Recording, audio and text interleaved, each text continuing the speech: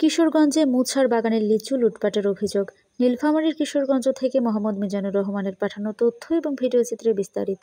নীলফামারীর কিশোরগঞ্জে দেশীয় অস্ত্রে শস্ত্রে সুসজ্জিত হয়ে আবু সালেহ মুসার বাগানের লাখ টাকা মূল্যের লিচু লুটপাটের অভিযোগ পাওয়া গেছে আলী হোসেন ও তার সাঙ্গপাঙ্গদের বিরুদ্ধে। গত শুক্রবার উপজেলার বাহাগিলি ইউনিয়নের দক্ষিণ দুরাকুটি ঘোপাপাড়া গ্রামে এই ঘটনাটি ঘটে। এ ঘটনায় ক্ষতিগ্রস্ত বাগান মালিক মুসা আলী হোসেনকে প্রধান করে ৬ জন নামীয় সহ ৮০ থেকে ৯০ জনকে অজ্ঞাত করে ২০ মে থানায় একটি লিখিত অভিযোগ দায়ের করেন। লিখিত অভিযোগ সূত্রে জানা গেছে, ওই গ্রামের মৃত আনসার আলীর ছেলে মুসা পৈতৃক সূত্রে প্রাপ্ত ১৪ বিঘা জমিতে ৩০ বছর ধরে লিচু চাষাবাদ করে আসছেন।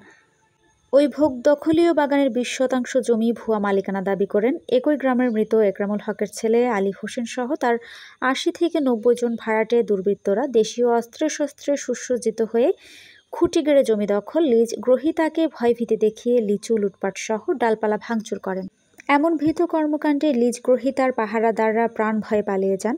কিশোরগঞ্জ থানার ভারপ্রাপ্ত কর্মকর্তা আশরাফুল ইসলাম বলেন, এখনও হাতে অভিযোগ পায়নি। অভিযোগ পেলে তদন্ত সাপেক্ষে দোষীদের বিরুদ্ধে আইনগত ব্যবস্থা নেওয়া হবে। অনন্যা মালিথা সুমি, দৈনিক দেশ জনতা।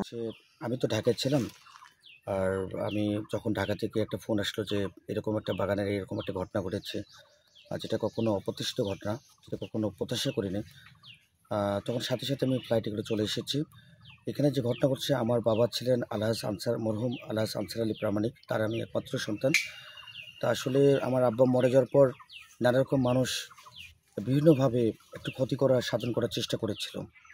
আমি এই বাগানের পাশে আমার ছোট্ট কয়েকটা গাছ আছে, এই বাগানে আমি পাহারা দিই, আমি নিজেই পাহারা দিই। আমার আপনজন আত্মীয় স্বজন ছেলে মেয়ে খাবে, তো ওই হুট করে ওরা আসিয়া তখন ওই গাছ গাড়ার প্ল্যান, তো ওই মুরব্বী এক লোক ছিল, ওই লোক তৈরি বলি কিন্তু ডাকলো যে চাচা ও দেখছে নেন কোনো বাবা চিনি পার্শ্ববর্তী গ্রামের লোক, কিন্তু এরা কী জন্যে আসছে এরা বলবে না, কছিল ভূমি পেলে দখল করে আমাকে এই এই সামনে থেকে এইদিকে নামতে দিবে না।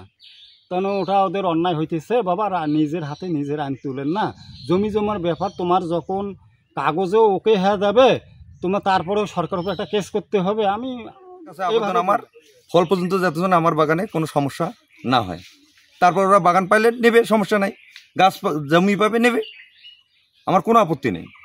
কিন্তু আমি ফলটা করছি, ফলটা আমি ছিঁড়ে নিব, নেওয়ার পর ওরা জমি পাবে না কি পাবে সমস্যা নেই আমার, এটাই আমার কথা।